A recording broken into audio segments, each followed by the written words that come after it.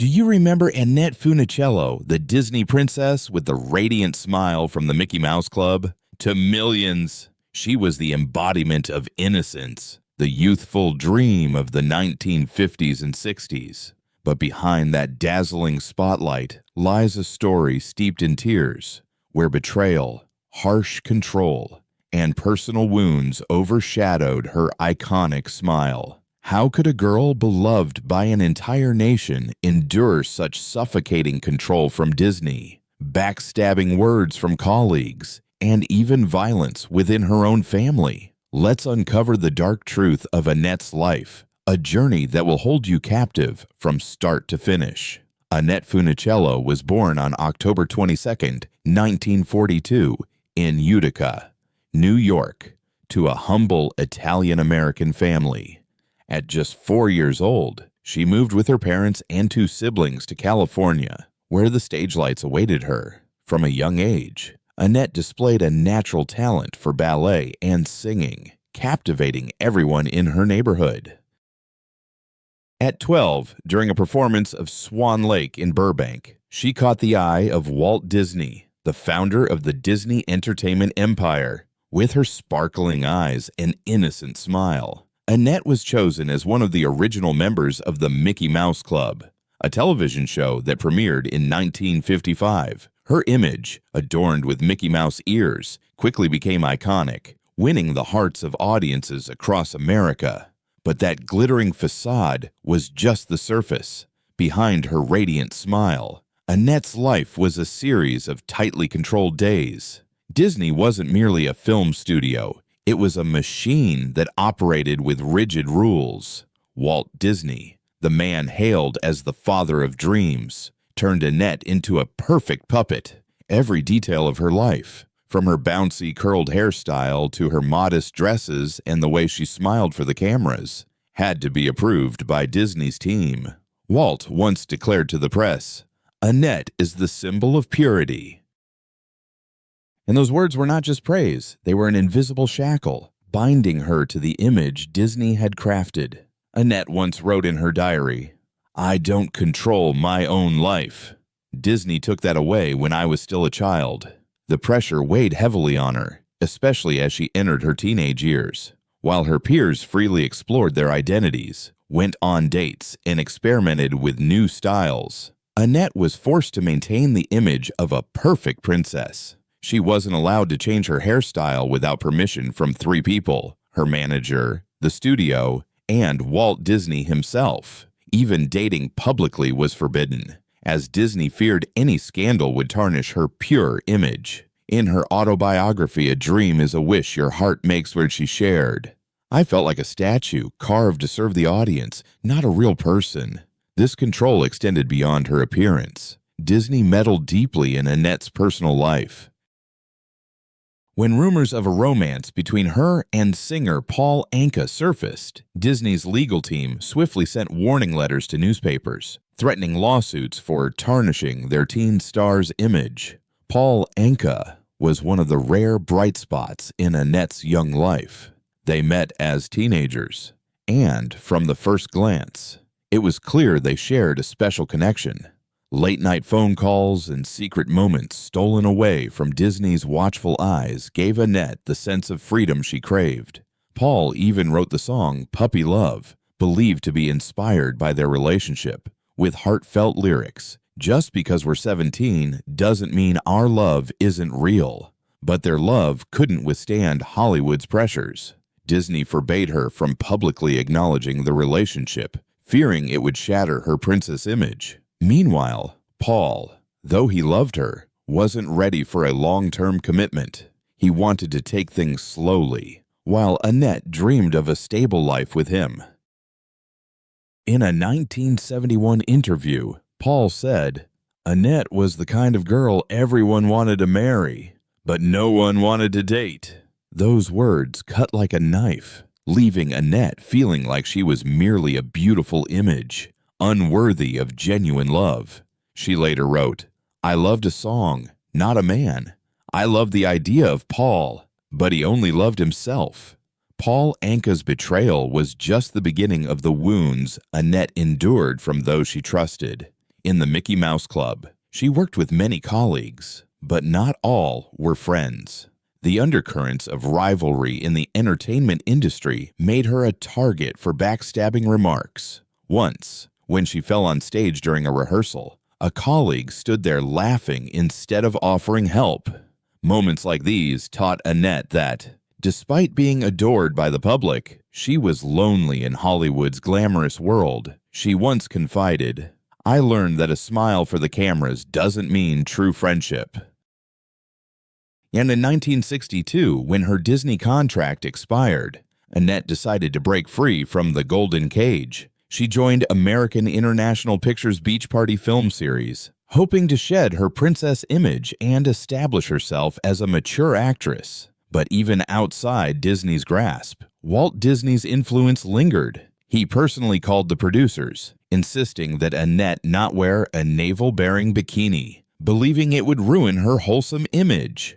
Annette respected his request, but pressure from the public and directors gradually pushed her to change. From modest swimsuits, she began wearing more revealing outfits, becoming a sultry icon of the 1960s. This transformation sparked fierce controversy. Fans embraced Annette's new image, but critics in Disney accused her of betraying the purity they expected. Newspapers branded her the girl next door who lost herself. Annette once shared, "I just wanted to be myself," but every step was scrutinized. She was criticized for not preserving her princess image when, in reality, she was simply trying to grow up in an industry rife with prejudice. The pressure came not only from the public, but also from colleagues she had once trusted. Frankie Avalon, Annette's co-star in the Beach Party series, was one of those who deeply wounded her. On screen, they were the perfect couple, but on set, Frankie controlled everything, from camera angles to Annette's wardrobe. Once, when she wanted to wear a two-piece bikini like the other actresses, Frankie tossed it into the trash, saying, "You're Annette, not Jane Mansfield." Those words made her feel like a mere prop, not a true actress. Frankie even demanded that producers cut her close-up scenes when she was pregnant, claiming she was no longer attractive. His actions left Annette feeling overshadowed, as if her sole purpose was to serve as a backdrop for Frankie's spotlight. The betrayal didn't stop with Frankie. Shelley Fabares, a fellow actress, hurt Annette with her duplicity. In public, they were two Disney princesses, close friends who laughed and danced together. But behind her back, Shelley would whisper to directors or mock Annette during her struggles. One time, when Annette fell on set, her knee bleeding, Shelley stood there clapping and quipped, "Give her an Emmy." Shelley's smile was like a dagger, and the bouquet she sent afterward, with a note reading, "You're my inspiration," only deepened Annette's pain. Annette kept that card for 3 decades, not out of affection, but as a reminder of Hollywood's hypocrisy. But the greatest pain came from Tommy Kirk, Annette's close co-star in Disney films like The Shaggy Dog and Swiss Family Robinson. Tommy was a talented young man, as beloved as Annette. But when Disney discovered he was gay, they fired him without mercy, treating him like a filthy rag. Annette witnessed it all, but didn't dare speak up. She feared that defending Tommy would make her the next to be cast out. That silence haunted her for the rest of her life. In her final years, she wrote, "I didn't hate Tommy for who he was, but because he reminded me of my own cowardice." Tommy was a mirror reflecting Annette's fear of Disney's power. Annette's personal life was equally tumultuous. In 1965, she married Jack Gilardi, her agent. They met while working on Babes in Toyland and quickly fell in love. Their marriage brought 3 children, but behind the facade of happiness lay painful secrets. Some sources revealed that Jack abused Annette, forcing her to endure years of suffering in silence. She went to great lengths to conceal her wounds, both physical and emotional, to protect her public image. On long nights, she sat in her room, wondering why life was so unfair, yet she shared her pain with no one.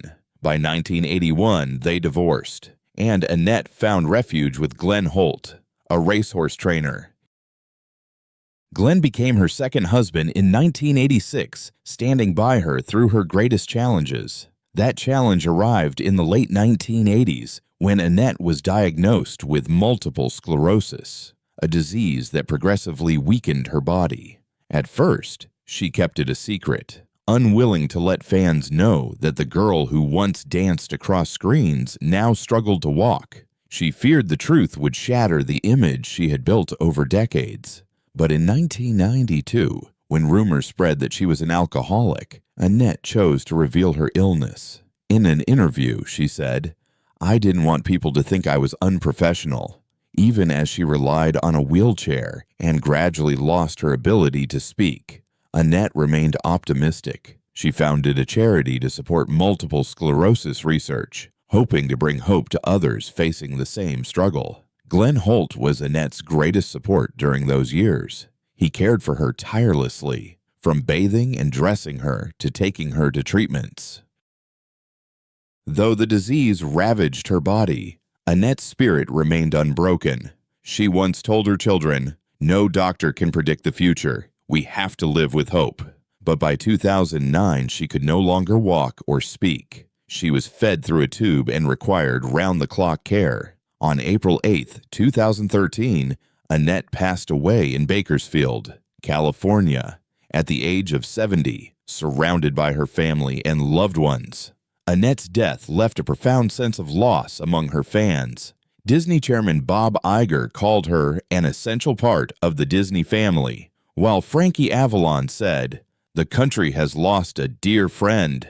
But those tributes couldn't erase the wounds Annette had endured. Before her death, she wrote down 5 names she could never forgive: Walt Disney, Frankie Avalon, Shelley Fabares, Paul Anka, and Tommy Kirk. Each name was a deep cut in her heart, a testament to the cost of fame in a world rife with deceit. Annette Funicello's story is not just about a star, but about a woman who fought to hold on to herself at the crossroads of glamour and darkness. Controlled by Disney, betrayed by colleagues, and faced with domestic abuse, she never lost her warm heart. Though illness claimed her body, her spirit continued to inspire millions. Annette once said, "I owe it all to those Mickey Mouse ears." But the truth is, she paid for our smiles with her entire life. Look back at Annette not just as an icon, but as a human with her own pains and triumphs. She reminds us that even in the darkest moments, there is light to be found.